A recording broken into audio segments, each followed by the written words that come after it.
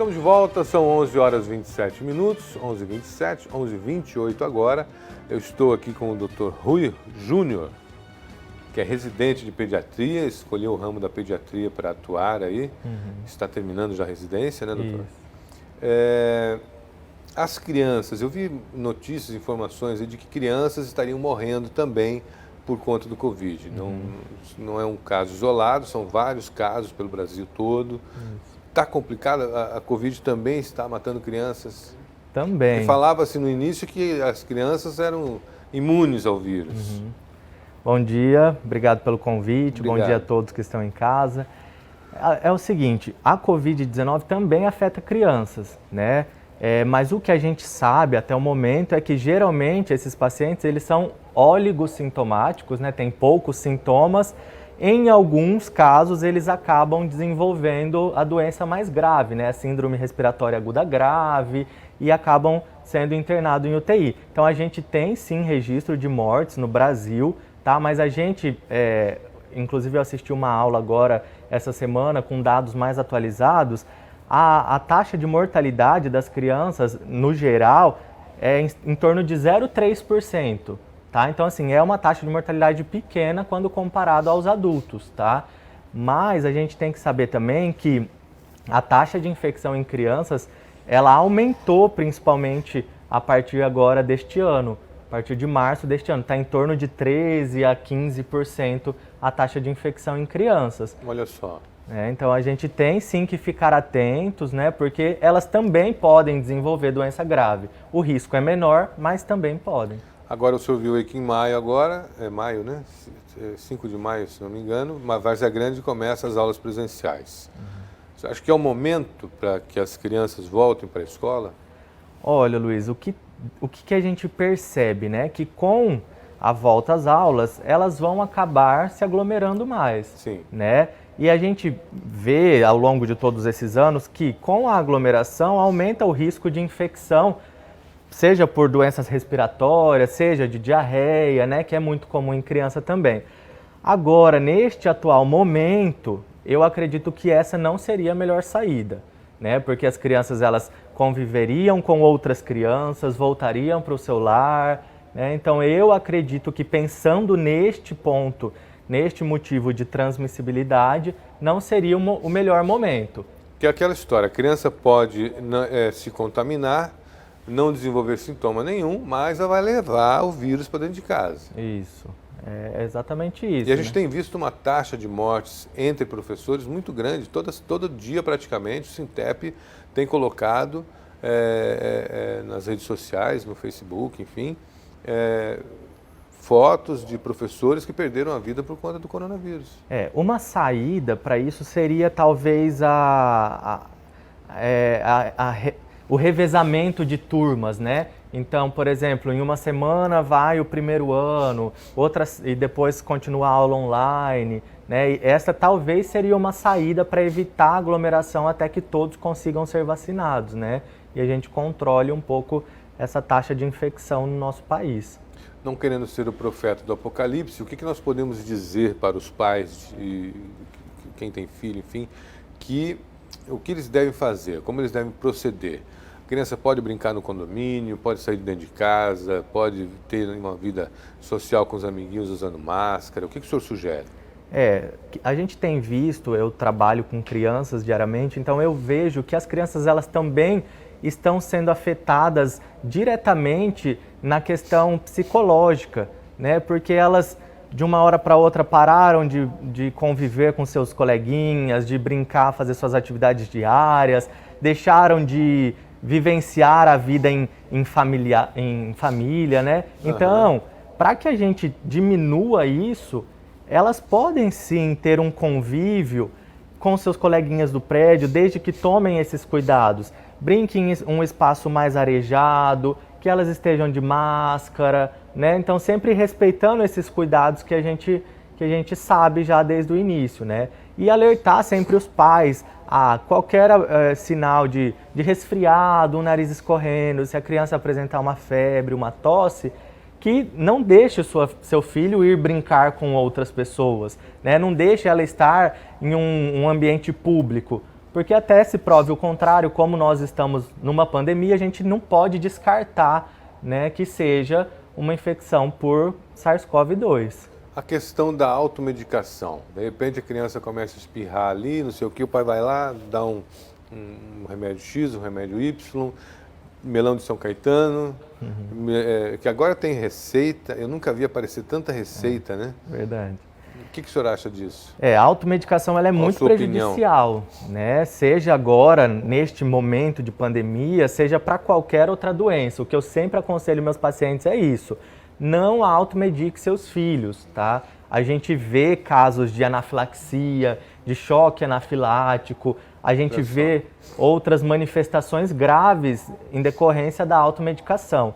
E neste momento de Covid, como nós ainda não temos nenhuma medicação específica para o vírus, a gente deve evitar totalmente a automedicação. No máximo, o que a gente pode fazer? Viu que a criança está resfriada, está tendo febre, pode administrar o antitérmico, né? Viu que ela está com o narizinho escorrendo, pode fazer a limpeza nasal com soro fisiológico, aumentar a hidratação, né? Então a oferta de água, até o chazinho para as crianças maiores, né? Sem ser as crianças antes de 6 meses, pode dar, né? Agora tem que evitar, porque às vezes eu atendo criança que chega lá, doutora, eu já dei a ivermectina, ela já está tomando a vitamina D, está tomando o zinco desde não sei quando, então isso é muito prejudicial, né? Não é porque é vitamina que todo mundo pode tomar. Isso que eu ia perguntar para você, sua opinião sobre o tratamento precoce. Então, o que a gente tem visto atualmente é que não existe uma eficácia comprovada do tratamento precoce, tá? Então, eu até desencorajo, né, amigos próximos, familiares meus que acabaram se infectando com a Covid. Eu tive Covid e eu não fiz o tratamento precoce. Então, a minha opinião é essa. O que eu tenho visto nas pesquisas, em discussões de casos clínicos, é que atualmente, até este momento, não tem uma eficácia comprovada. Não há uma comprovação científica. Exatamente. E essas 1.694 receitas que aparecem pelo WhatsApp? O que a gente vê é muito charlatanismo também, né? As pessoas que se aproveitam de um momento como esse, da fragilidade, do medo das pessoas, né, para divulgar receitas mirabolantes, né? Até a gente viu agora, mais recentemente, a cloroquina inalada, né? A nebulização com cloroquina. Então, isso é um risco, né? Porque sem comprovação científica as pessoas saem divulgando suas receitas e isso pode agravar ainda mais os quadros, como a gente viu diversos casos de insuficiência hepática, né, pelo uso abusivo de ivermectina. A gente viu casos de lesão renal aguda pelo uso de vitamina D. Essa lesão hepática aí por conta da ivermectina, aí vem um médico no WhatsApp, que a gente não sabe também se é médico, a gente não conhece o cara, né? Mas o cara apareceu lá, falando que a lesão no fígado pode ser já por conta da nova variante do coronavírus. Na verdade, o que existe de verdade nisso aí? Na verdade, como é uma doença muito nova, a cada momento surgem novas informações, né? No início mesmo, acreditava-se que a ivermectina ela teria alguma comprovação, mas depois, com as pesquisas, né, com um N maior de pacientes, ela foi visto que não, né? Então, assim, a cada momento pode ter uma novidade, mas o que eu sempre oriento é os pacientes têm que tomar cuidado, não sair fazendo qualquer coisa que é falada, né? O que a gente sabe que é realmente comprovado é que o que vai evitar o contágio é diminuir a aglomeração, usar o álcool em gel, né? A higiene das mãos, a higiene respiratória, o paciente que está com algum sintoma respiratório, ele ficar em casa, né? Ele evitar ir visitar parente, né? Este não é o momento. Esses dias eu vi uma receita que eu acho que é uma sacanagem de alguém que fez aquilo ali, porque é inhame, imagina inhame batido no liquidificador com, se não me engano, com maçã, com isso, com aquilo. Cara, deve ser um gosto horrível. Né? Alguém sacaneia nesse momento, né? O cara fala, quer ver que eu vou criar uma receita aqui, todo mundo vai usar? E eu conheço gente que está usando. Como que você vê essas receitas naturais aí. Tem aquele ditado que fala que de médico e de louco todo mundo tem um pouco, né? Então, às vezes as pessoas criam essas questões na sua cabeça e saem divulgando. E aí se aproveita daquele momento de fragilidade. Eu vejo, meu vizinho fez isso, foi bom, então eu vou fazer. Só que a gente tem que tomar cuidado. Quando ainda é esse inhame com a maçã, até que tudo bem, né? Agora, máximo que ela vai engordar, né? Exatamente. Agora, tomar cuidado com essa questão da automedicação, como a gente falou mesmo, né? Tem gente tomando azitromicina aí desde o início da pandemia, né? E a azitromicina é um antibiótico que é utilizado para infecções pulmonares. De repente vai precisar tomar lá na frente, já criou resistência. Exatamente. Quanto tempo demora para o organismo criar uma resistência em relação ao antibiótico? Depende muito do tempo de uso do antibiótico, depende do organismo do paciente também, né? Se ele já foi internado várias vezes. Então, pessoas que já usaram demais uma classe de antibiótico, ele tende a tornar-se resistente, mas depende de tudo isso, da cepa que está causando também, da bactéria. Quer dizer, não tem como determinar, assim. Não é um para número... cada pessoa é uma receita. Isso, exatamente. Puxa vida, é difícil, né? Deve ser complicado trabalhar nesse momento aí com o coronavírus, né? É complicado, né? O que dá certo para o Luiz Fernando pode não dar certo para o Rui.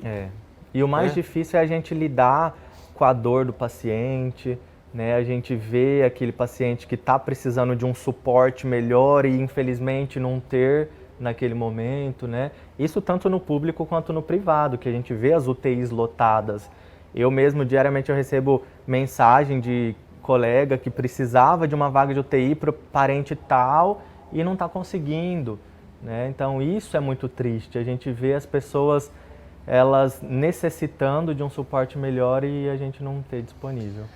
E aí ninguém acha, UTI tem esse número de 95%. Onde que está 5%? 5% de 400 leitos, né, que nós temos no estado, não é isso? Parece que são 450 leitos, uma coisa assim.